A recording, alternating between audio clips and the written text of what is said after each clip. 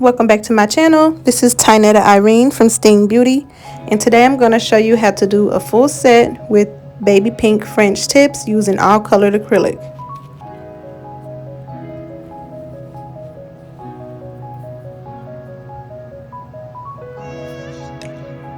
So first thing first, I'm going to start off with pushing the cuticles back. Pushing the cuticles back is going to remove any of the dead skin that's on the nail plate, and it's also going to reveal more of the nail plate so that we can apply the product closer to her skin without getting it on top of the skin. So once we got the cuticles pushed back, I'm going to go ahead and prep her nail plate using my sanding band. I use a medium grit sanding band, and I'm going at a speed of about 5,000 RPMs on my e-file. And basically I just go over the entire surface of the nail. I'm not sure if you can see it, but she has a little bit of acrylic towards the tip of her nails. That's what I'm going over right here, trying to thin that out. I didn't do her nails last, so whoever did her nails, I guess she was trying to soak them off and she couldn't get all the acrylic off, she was saying. So there's still a little bit of acrylic on there. So I'm just trying to go over that. But if that was her natural nail, I wouldn't go over it as much. You just want to go over it enough to remove the shine and the oil.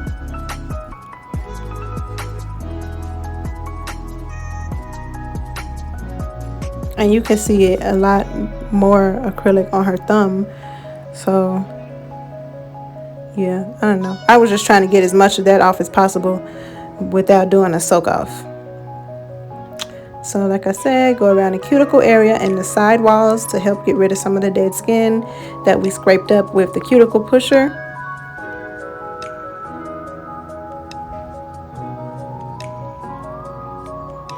Once I'm done prepping with the sanding band, I'm going to use my cuticle bit, and this further goes into the side walls and the cuticle area to get a little bit more of a detailed clean.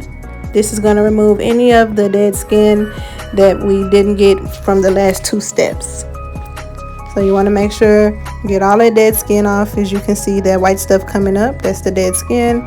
If you don't remove the dead skin from the nail plate, it's going to cause lifting.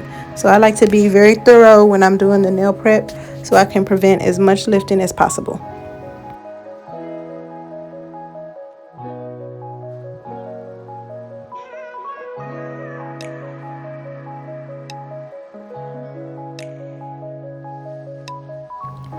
Since I'm going to be using full tips on this set, I'm going to go ahead and shorten her natural nails. You want to make sure that when you're doing tips, the natural nails are as short as possible to prevent any lifting or separation from the tips from the natural nail plate. A lot of people's natural nails curve downward, and this is why you seem to get a lot of lifting from the tip separated from the natural nail. So when you remove the natural nail, that keeps that process from happening at least for a few more weeks. So I'm just going ahead and shortening that with a 180 grit nail file.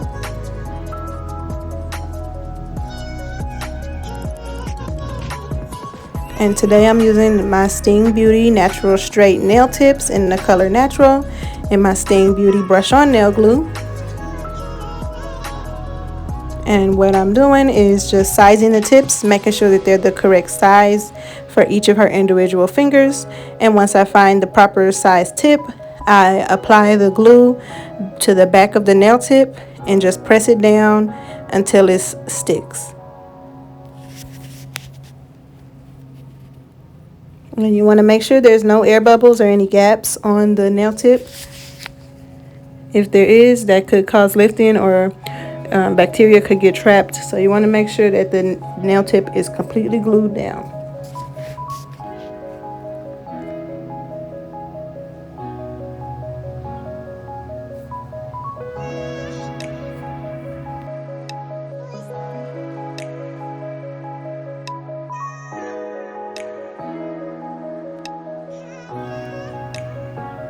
So moving forward, I asked her how long she wanted her nails, and she told me, so I'm just going to cut all of her nails to the same length. I'm using some regular old scissors. You can use tip cutters, you can use fingernail clippers, you can use craft scissors. It really doesn't matter. They all do the same thing.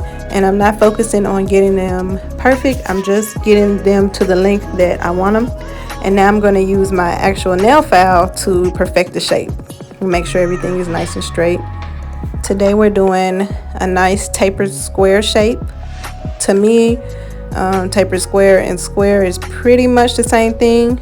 Tapered square is just not as wide as square, but when the nails are this short, they just look the same to me. So yeah, I'm shaping everything, and then I'm gonna go back over and blend out the edge of those nail tips.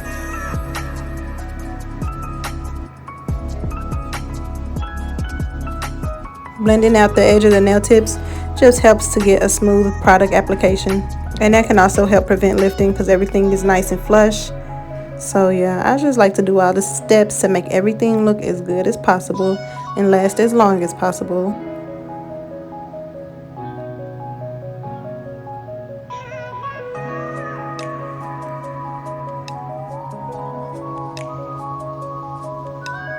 Okay, now we're just going to remove all the dust so we can go ahead and do the acrylic.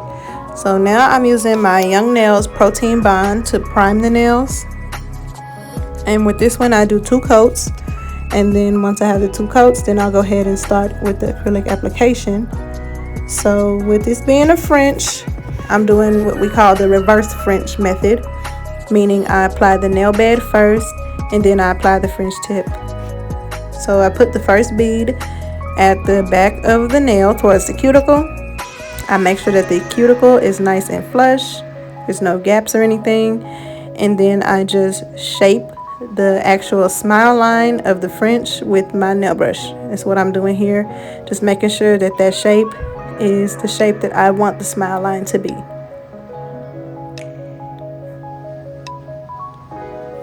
And make sure that the pink of the nail is as thick as I need it.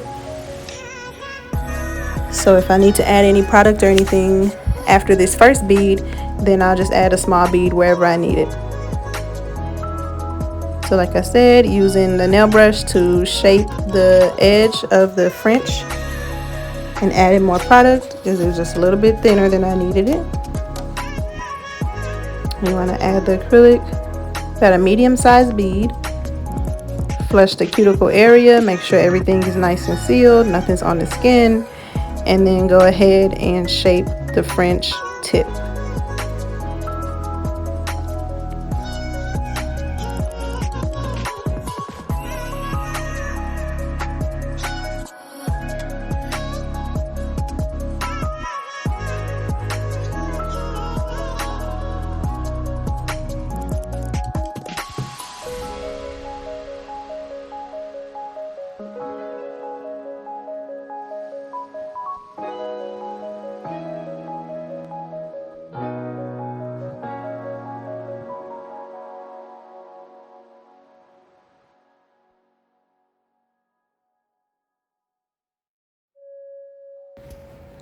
When I shape the French tip area, I want it as close to perfect as possible, but it doesn't have to be perfect because I always go back in with the nail file anyway and just refine that shape.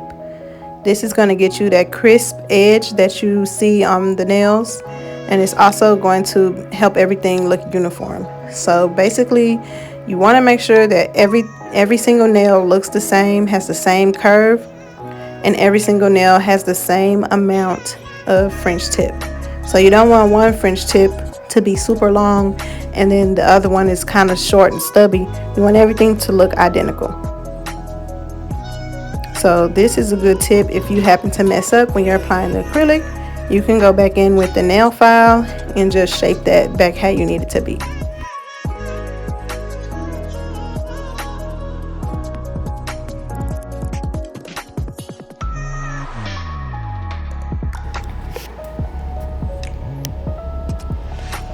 After I get the smile line shaped, I'm going to just remove all the dust off the nails, and then you're going to use the color of choice that you're doing for the tips. So my client wanted to do a baby pink color, so I'm just using Cotton Candy from Valentino Pure. And also the pink on the bottom of the nails is Bad and Bougie from Valentino as well. So I'm using that cotton candy color and basically just filling in the gap that was left on the nail. Making sure you get all the way up into the corners on the side walls and that there's no spaces open. And it's okay if you go over the top of the first color with the second color, because once we file the nails, it's just going to come off anyway. The most important part is just making sure that there's no gaps in between the two colors. So basically I'm just applying that pink color to the tip of the nail, like I said, and getting it up into the two corners on both sides, making sure that everything is covered and making sure that the nail is thick enough.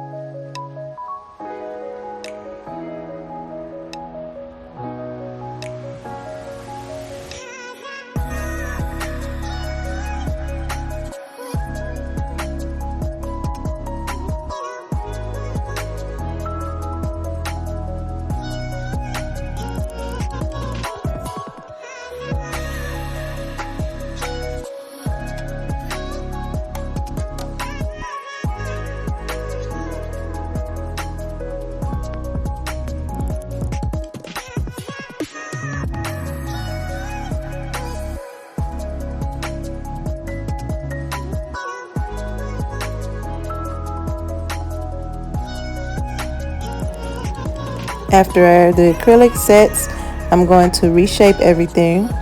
I'm using a 100 grit file just to make sure everything is in the nice shape that we need and the shape is nice and clean.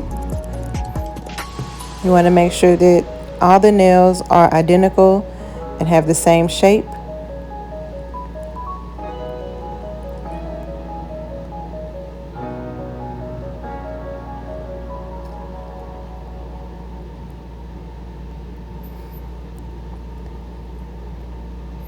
After I refine the shape, I'm going to use a fine carbide drill bit and go over the surface of the nail to remove any extra thickness and to make sure everything is nice and smooth. So here, as you can see, once you file over the smile line area, any of the colors that overlapped are removed, and this is what reveals that nice clean smile line. And you just want to make sure you get the nail to the thickness that you like. My client doesn't like her nails thick, so I just made sure that everything was the way that she likes it, nice and thin, not too thin that it's going to break, but also not so thick and bulky looking either. Make sure you go around the cuticle area and get everything nice and clean. I like to make sure that the cuticle area is not thick. I don't like when there's like a lump or a bump right there, so when it grows out it can still be smooth. Also, it just looks a little bit more natural to me this way. So I'm just going back and forth over the nail, looking at it from all different angles just to make sure everything is smooth, there's no lumps, and that is the nice thickness that I'm looking for.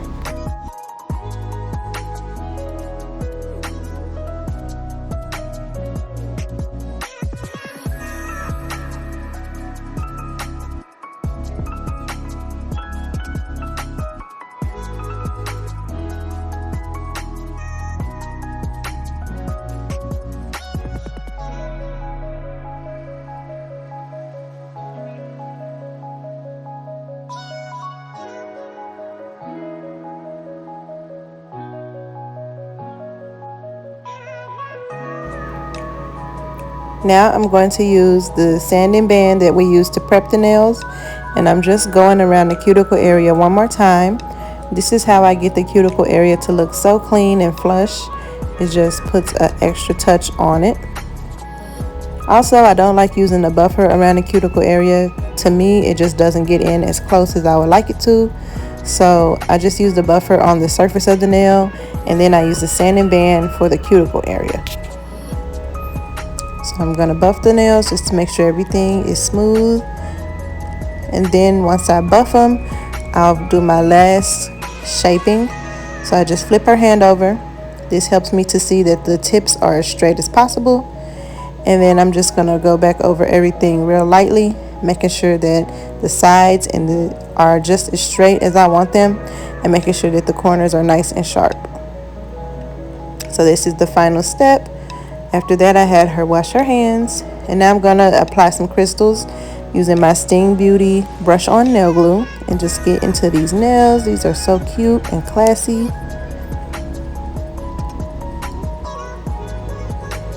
So I'm applying just a little single stone on the bottom of all of her nails. And she decided she wanted to do a crystal design on the ring finger and her thumb. So I'm going to just do something real simple on those two fingers. And like I said, I'm using my Sting Beauty brush on nail glue. This nail glue is very good as far as holding stones. I also apply nail tips with this glue. And any nail art for encapsulation is really versatile, but it holds the stones on very, very well. I use the glue on top of acrylic. If I'm applying stones on top of a gel color, then I'll use the Sting Beauty jewelry gel. But they both work the same. They just work better with the different products.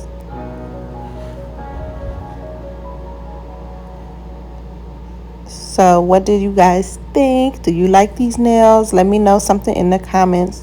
I really like the twist that we put on these with the pink instead of just pink and white. We did pink and pink. You know, pink is my favorite color, so I thought these came out really, really cute.